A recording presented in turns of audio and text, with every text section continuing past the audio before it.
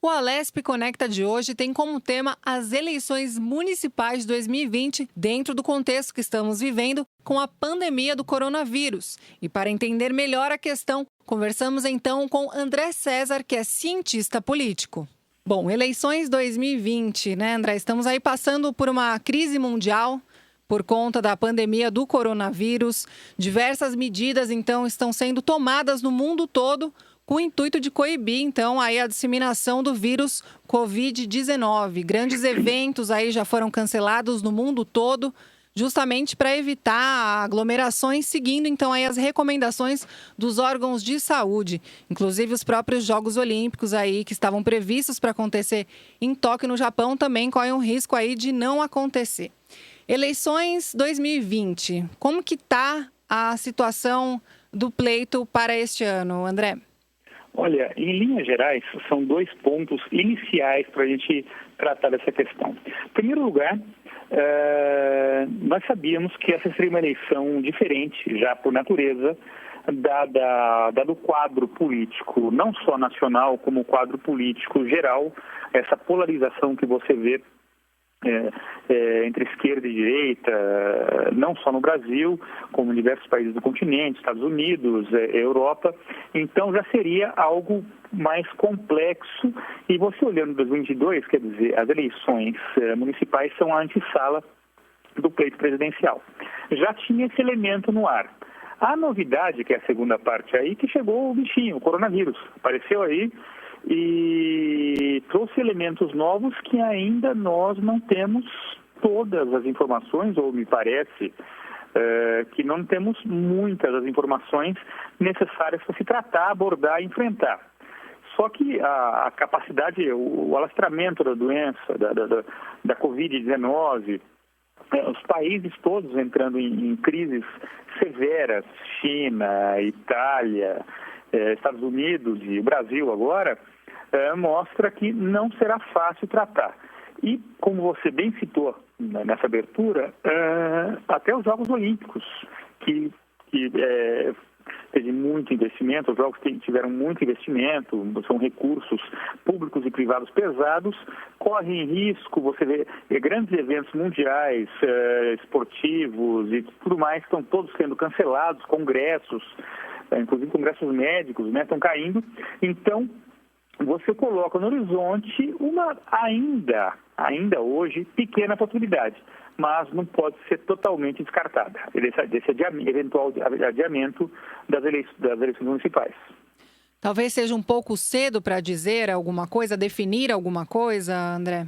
É cedo, porque ainda tem muito por acontecer.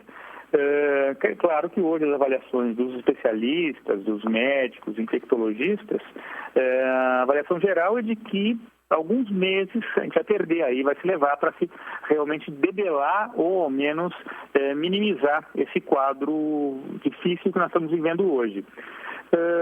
Mas se conseguir acelerar, esse processo, vai ser interessante. Vai sim, você pode manter a agenda já programada e nunca na história, desde a redemocratização, você cancelou uma eleição no Brasil. Então seria algo absolutamente anormal, mas pensando que nós vivemos tempos anormais, não é?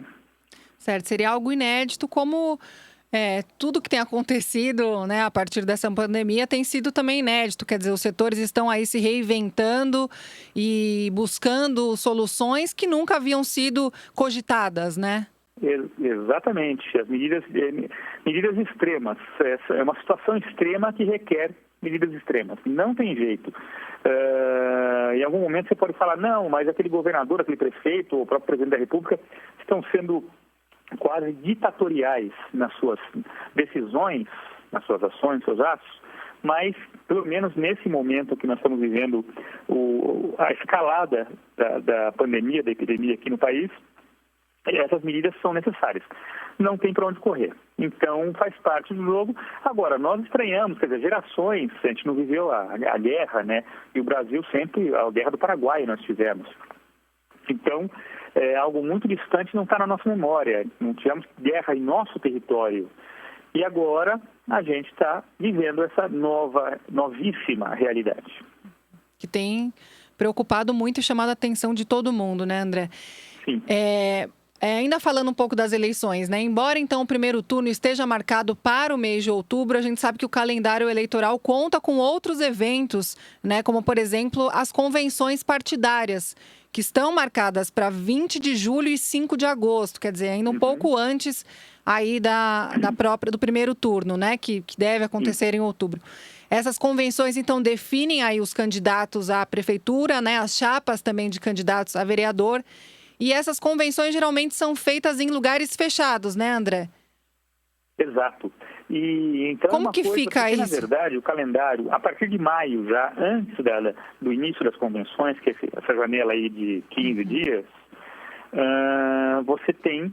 você vai ter... O eleitor precisando regularizar também sua situação junto aí à Justiça Eleitoral. Milhares e milhares de pessoas por todo o Brasil. E pensando que o Brasil é um país continental. Então, tudo isso acaba pressionando todo o processo.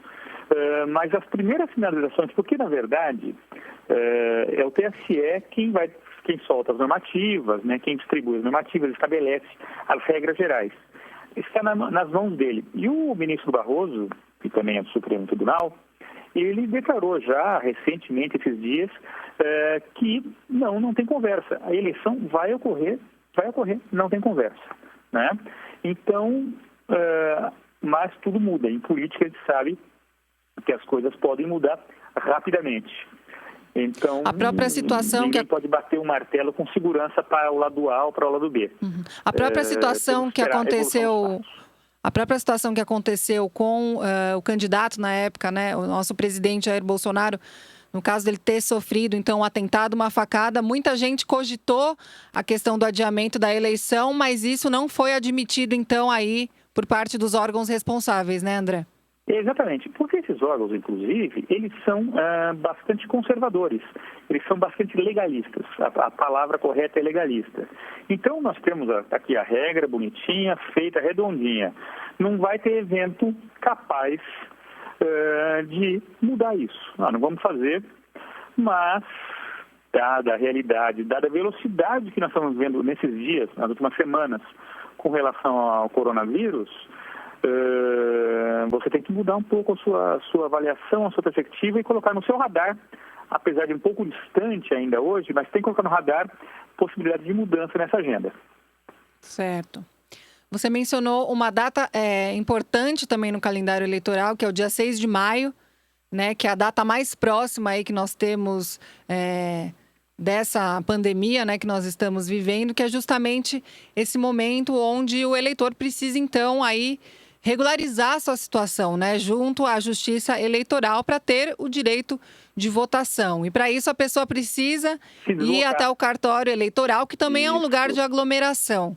Exatamente. Quer dizer, já se estuda alguma possibilidade? Quer dizer, como a gente mencionou... Nesse caso, você pode pensar, já que tem a tecnologia, a internet, as redes sociais, alguma maneira que aí a Justiça Eleitoral tem que se manifestar, tem que pensar, usar da sua inteligência para tentar... Dar outras alternativas, né? Porque dizem, né, que o pico da crise do coronavírus já foi abril e maio. Então a gente vai estar nesse miolo aí. Nesse sentido, qualquer aglomeração, qualquer junção de pessoas em ambientes fechados, ali carregados e tudo mais, é complicado. Você pode piorar um quadro e a capacidade de disseminação do vírus, né? Uma pessoa leva para tantos. Então, quanto menos, melhor. Ou se não tiver nenhum, melhor. Então, aí sim, nesse sentido, você pode pensar em alternativas emergenciais para tratar essa questão. Nós temos a questão da biometria também, né, André? Que é realmente a maneira que a própria Justiça Eleitoral encontrou aí de trazer uma eleição mais segura, enfim. Quer dizer, exige, então, a presença mesmo do eleitor, né? Quer dizer, exato. É preciso realmente estudar aí possibilidades. Tem que pensar mais, tem que pensar rapidamente, né? Que o tempo corre, os prazos estão rolando. Então, nesse sentido, sim, como você elaborar, estabelecer essa prévia antes do processo eleitoral em si, que é esse preâmbulo que a gente tem agora, como tratar melhor isso, dando segurança para todo mundo. E não só para a população, para os candidatos, para o sistema eleitoral como um todo e para a democracia, no limite, por que não? Com certeza. E a própria distribuição de urnas eletrônicas, né, num país como o Brasil, com dimensões aí continentais, quer dizer, exige uma logística bastante complexa, né, André? Uhum. Que também fica arriscado. Você leva a urna para Amazonas, você bota em barco e desce as bichinhas, as urnas, e por aí vai. Então, é muito complexo, envolve muita segurança, o Exército participa das entregas das urnas, né? Então, também é um processo que envolve contato humano, que envolve gente. Então, tudo isso na atual conjuntura fica um pouco mais, digamos, dramático. Você acredita que mais ou menos em que momento, em que mês mais ou menos aí, não sei se é meio complexo responder isso, mas em que momento nós vamos ter mais certeza, mais segurança, vamos dizer assim, para entender que caminho então as eleições de 2020 vão precisar tomar aí?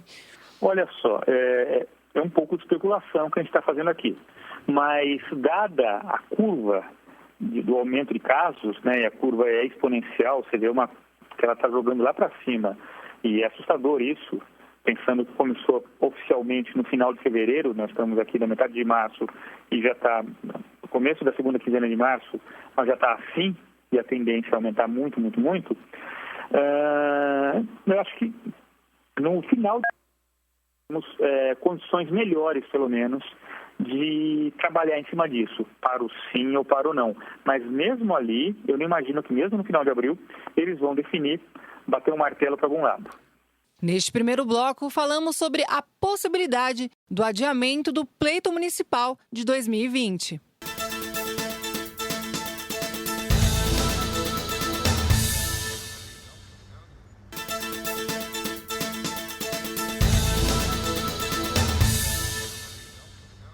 Voltamos com o Alesp Conecta, que hoje trata das eleições municipais 2020, com a participação do cientista político André César.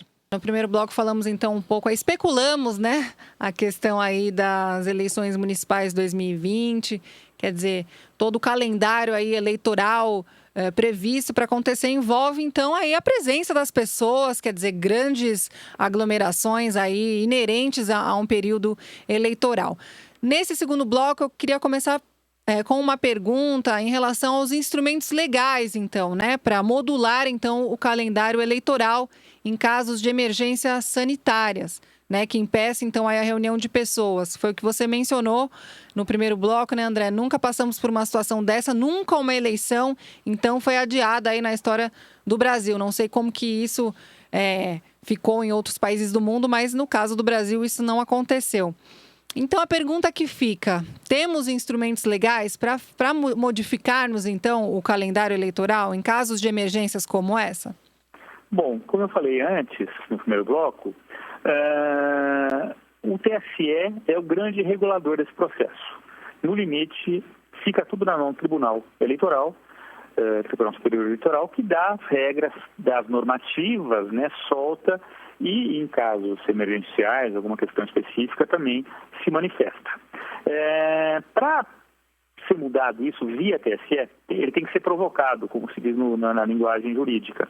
Ele tem que ser provocado por algum ator político, e já algumas ações já foram apresentadas, algumas propostas, sugestões já apresentadas para a Corte, para o Tribunal, mas ainda nada foi, como nós falamos, nada foi decidido, estamos longe disso ainda, é o que tudo indica. Mas é uma tendência também, como eu falei, que é uma corte legalista, um tribunal legalista, que muito dificilmente mudaria. O que pode ocorrer vai em linha com outra tese que corre em paralelo a essa. Há uma demanda por parte da sociedade, inclusive da opinião pública e também do mundo político, de você juntar as eleições num pacote só, casar todas as eleições. Então, em vez de fazer eleição a cada dois anos, eleição municipal, depois eleição geral, juntar tudo por uma questão até de economia, na avaliação dos defensores dessa proposta. E sim, esse é um tema que já foi discutido, né? Tem vários projetos tramitando no Congresso, tanto na Câmara quanto no Senado, que tratam disso. Então, uma hipótese seria aprovar a prorrogação dos mandatos hoje vigentes, tanto de prefeitos quanto de vereadores, e jogar tudo para 2022, num pacotão só. Só que isso, para muita gente, pode ser vista e tem um componente casuístico aí, né? E hoje ainda não há ambiente para se votar isso. E teria ser votado rápido, as eleições estão aí, teria que ser votado a toque de caixa, num Congresso que está fechado por conta do coronavírus, não se sabe quando as atividades vão ser retomadas. Nós temos N reformas importantíssimas que estão na agenda, emergenciais, e outras matérias que podem chegar em função do coronavírus mesmo, de caráter imediato. Então, você jogar esse tema, a chance de ele não prosperar agora é real. Mas, como nós falamos, tempos anormais, tudo pode acontecer. Se a crise se agravar, se a crise piorar o quadro geral, no pior cenário, poderia haver uma discussão, sim, efetiva em cima do tema. Então, quer dizer, se essa alternativa de repente, fazer as eleições, juntar as duas eleições, né, para o ano seguinte, já fazer tudo de uma vez só, isso também traria uma economia para o país, né, André? Isso é o que se defende, mas lembre-se que é uma hipótese remota? Muito mais seria aí, você votar de vereador a presidente da República num pacote só, seria algo muito complexo, muito sofisticado e que demandaria mais recursos. Quer dizer, não seria uma eleição, o preço dessa eleição, em termos de dinheiro, de reais, seria muito maior. Fala-se hoje, uma estimativa que eu vi hoje de um colega, entre a economia, caso não ocorra a eleição agora, entre 7 e 8 bilhões de reais. Mas você vai somar isso, vai jogar lá na frente. Então, tudo isso tem que ser botado bem na ponta do lápis, ver os interesses, há uma série de interesses aí, inclusive políticos, de grupos que disputam, se degladiam. Há grupos, as pessoas participam nessa eleição, as alianças são feitas, são mais de 5 mil municípios no Brasil, quer dizer, é bem delicado isso.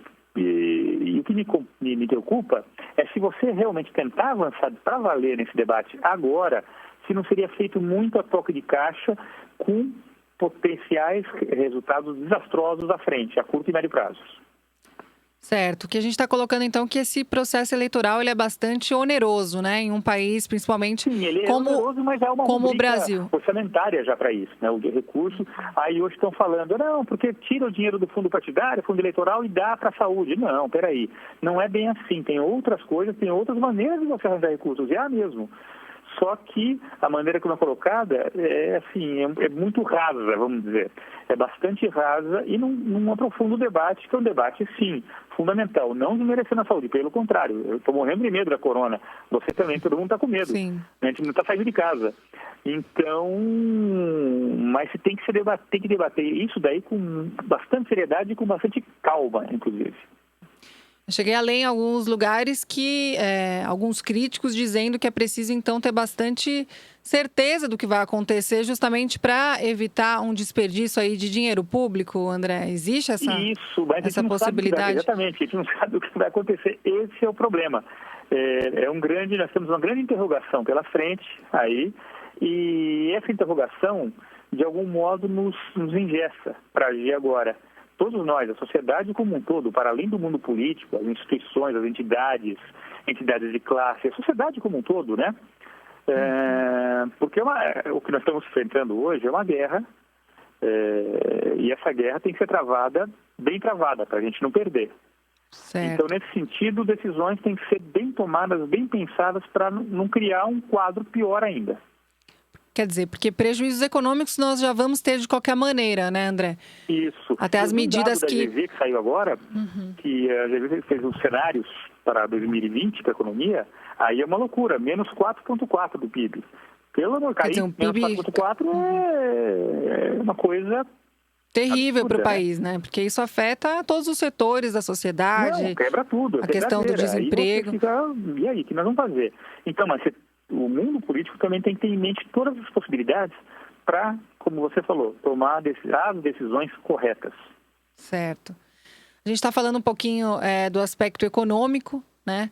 Que eventualmente, quer dizer, já é certo que consequências acontecerão aí para a economia do país. Mas num panorama geral, que outras consequências, né? Ainda falando das eleições de 2020, que outras consequências esse possível adiamento poderia trazer aí para o país, na sua visão, André? Para o país e para o Estado, né? Na minha avaliação, porque eu faço em 3 planos sempre essa avaliação: saúde pública, economia e política. Aí vamos chegar na política, então, que é o último plano, né?